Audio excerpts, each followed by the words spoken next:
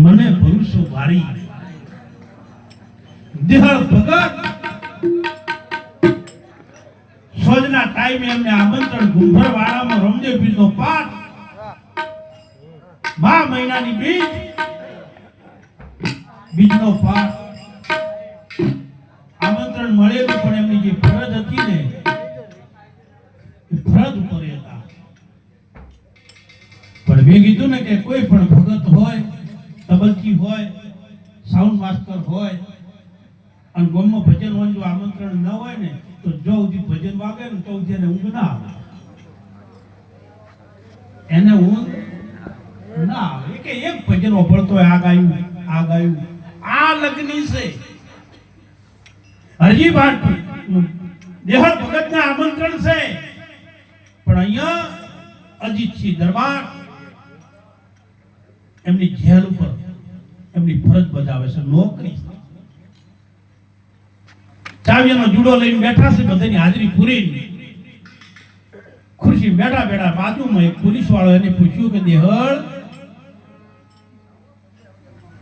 આજે કેમ બેટા ઢીલું દેખાય છે? કે ના કે આજે ગુંભરવાડા ભજન છે ને? કે હા. તમને આમંત્રણ છે ને? કે હા. જાવું નહીં? કે મારે આજે ફરજ બજાવું છું મારી, એ પણ મારું ભજન છે. આજે ફરજ ચૂકું ને હું તો હું રણુજા વાળાનો ગુનેગાર બનું. મને જેની જે ફરજ આપી છે ને એ જવાબદારી મારે પૂરી નિભાવી. પછી પોલીસ વાળે કીધું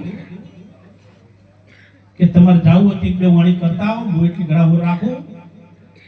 અને અજીતસિંહ કદાચ છે ઓટો મારશે ને તો 12:30 1 વાગે ઓટો મારશે. એની ગળા જઈને આવતા આવજો, મારી જવાબદારી. હવે ભજનનો જીવડો પોલીસ વાળાએ જમાદારની જવાબદારી લીધી, હું સંભાળીશ. દેહળ ભગત 9% હાથમાં ચાવીનો જુડો આલી અને ગુંભરવાડામાં રમદીપીનો પાઠમાં ભજન ગાવા જતા. અને ભજનમાં જ્યાં પછી તો કોઈ ટાઈમનું નક્કી, જેને ભજનથી મોજ છે એને કોઈ ટાઈમનું નક્કી નહીં. હા, આપણી સંસારી છે, સીઝન ચાલે છે, બધું હાચવવું પડે, એ પણ ભજન છે. દેહળ ભગત જઈ ગુંભરવાડામાં બેઠા અને ભજન હાથમાં લીધું. ભાઈ સતાર ફરજ પાડી, એક ભજન, બે ભજન, પછી તો મેં યાદ આવે હું ક્યો હતો. અને દેહળ ભગત ભજન ગાય છે. અજીતસિંહ 12:30 1 વાગ્યો એટલે ઘોડો લઈ 2 સૈનિકોને લઈ નગરમાં ઓટો મારવા નીકળ્યા. ફરતા ટેસ્ટમાં ફરી અને નીકળ્યા ને એટલે એમના હારીશ્યામ જે સૈનિકો હતા ને એમાં એક સૈનિક હતો ને દેહળનો વિરોધી હતો. એને કીધું મહારાજ આપણે બધે તો ફર્યા પણ જેલ સુધી ઓટો માર્યો તો સારું તો હજી ખબર નહીં અજીતસિંહ ને કાંક કેમ કે છે.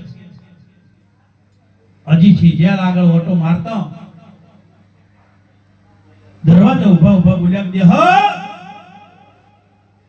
તો અંદરથી અવાજ આવ્યો હા બાપુ જાગો છો કે હા સારું કરી નીકળી ગયા. થોડાક આગળ પહોંચ્યા ને એટલે પેલો જે આઘાપાછી કરવા વાળો હતો ને ફેર પૂછ્યું કે બાપુ આ ભજન ગાય એનો અવાજ દેહળ તો નહીં લાગતો? દેહળ જેને લાગતો નહીં ભજનમાં જ છે. એમ કે ના ના ભાઈ આપણી જાન બોલ્યો છે.